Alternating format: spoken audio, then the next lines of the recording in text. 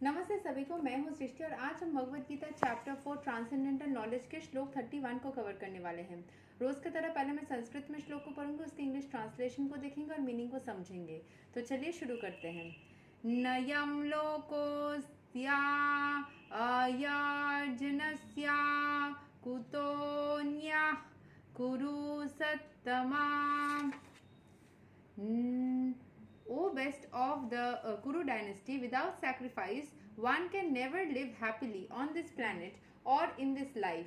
What then of the next? ठीक है, तो यहाँ पे बोला जा रहा है कि कोई अगर सैक्रिफाइस ना करे, जिंदगी में कोई चीज़ों को त्याग ना करे तो खुश नहीं रह सकता। हर एक चीज़ अगर ये भी पाना है वो भी पाना है तो एक साथ में एक ही टाइम पे आप सब कुछ पालो, ऐसा पॉसिबल नहीं है। उसमें आपको दुख होगा, दर्द होगा, तो कुछ चीज़ों को पाने के लिए कुछ चीज़ों को छोड़ना पड़ेगा, आपके कप को खाली करना पड़ेगा, तभी जाके आपको और बेहतर चीज़ें मिलेंगे और चीज़ों में आप कॉन्सेंट्रेट भी कर पाओगे। ठीक है, सो यहाँ पे एक्सप्लेनेशन को समझ लेते हैं। What ever form of material existence one is invariably ignorant of his real situation. In other words, existence in the material world is due to the multiple reactions of our sinful lives. तो जो भी material existence हमारा है, one is invariably ignorant of his real situation. हमें actual में हमारा situation ऐसा क्यों है, किस लिए है, ये पता नहीं होता. हम बोलते हैं ना कि कुछ भी बुरा होता है तो क्यों होता है, कुछ भी अच्छा होता है तो वाह अच्छा हो गया, कैसे हो गया. तो हमें कभी भी पता नहीं रहता कि हम किस कर्म के वजह से इस चीज़ को भोग रहे हैं. हमें हमारा रियल सिचुएशन नहीं पता होता है. In other words, existence in the material world is due to the multiple reactions of our sinful lives. जो हम बहुत सारे गलतियाँ करते हैं उनके मल्टीपल, अच्छा बुरा सब कुछ जो करते हैं उसका ही रिजल्टेंट मिलता है. जैसे कि आपके पास 100 रुपये है, आपने 200 रुपये और इनकम किया, फिर 50 रुपये खर्चा किया, फिर आपने 10 रुपये इनकम किया, आपने 80 रुपये खर्चा किया. ये सब प्लस माइनस होते होते रिजल्ट कुछ रहेगा, या पॉजिटिव में या नेगेटिव में, या जो भी बचेगा उसका ही आपको फल मिलेगा.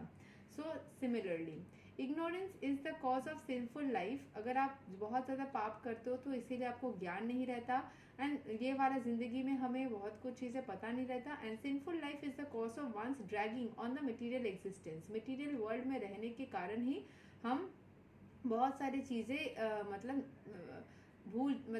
गलतियाँ करते हैं. मटेरियल वर्ल्ड में रहते रहते हम बहुत सारे गलतियाँ करते हैं, बहुत सारी चीज़ें हमें पता नहीं रहता कि वो करना चाहिए नहीं करना चाहिए, लेकिन हम कर लेते हैं, and that causes a lot of you can say issues.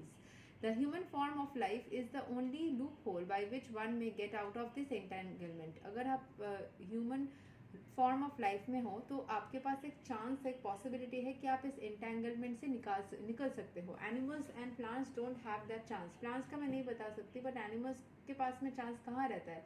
Plants भी हमें सिर्फ ऑक्सीजन देते जाते हैं, दे आर गिवर्स. तो कहीं ना कहीं शायद उनका कर्मा उस तरीके से बैलेंस आउट होता होगा. बट एनिमल्स का लाइफ आप देखिएगा, वो लोग कुछ भी ऐसा सिचुएशन में नहीं रहते कि वो एक्चुअल में देना चाहते हो, या मतलब ज़बरदस्ती एनिमल्स से कभी कुछ लिया जाता है तो ले सकते हो, अदरवाइज आप क्या ले सकते हो. उनको कुछ ट्रेन करके आप करना होगा. ऑटोमेटिकली एक एनिमल लाइफ सिर्फ लेते जाते हैं ना, सिर्फ खाना ढूंढ के, शेल्टर ढूंढ के अपना करते जाते हैं. They don't get the chance to get out of the entanglement.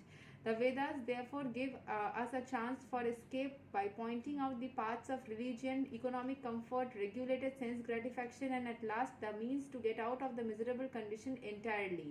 तो हम ह्यूमंस को ही एक चांस मिला है कि हम अच्छे बुरे का चीज़ को समझ के कोशिश कर सकते हैं कि इस मटेरियल वर्ल्ड से खुद को एंटेंगल होने से बचाए. The path of automatically solves our economic problems. By performance of yajna, we can have enough food, enough milk, etc. Even if there is so-called increase of population. When the body is fully supplied naturally, the next stage is to satisfy the senses. The Vedas prescribe therefore sacred marriage for regulated sense gratification.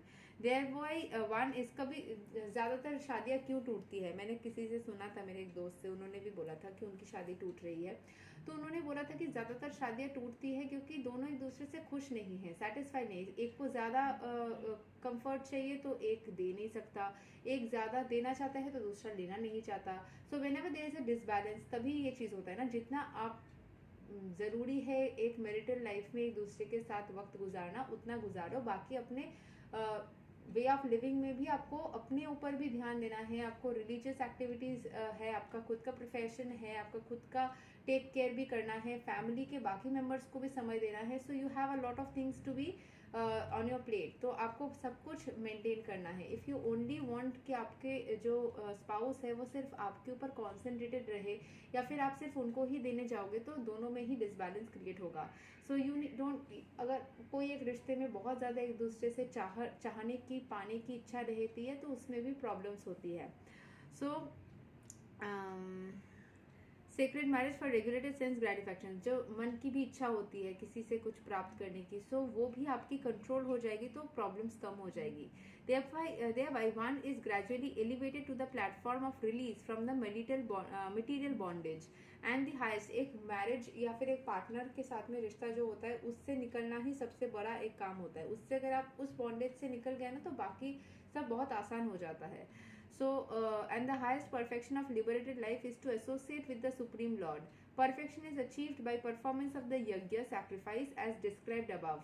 Now, if a person is not inclined to perform yajna according to the Vedas, how can he expect a happy life even in this body, and what to speak of another body on another planet?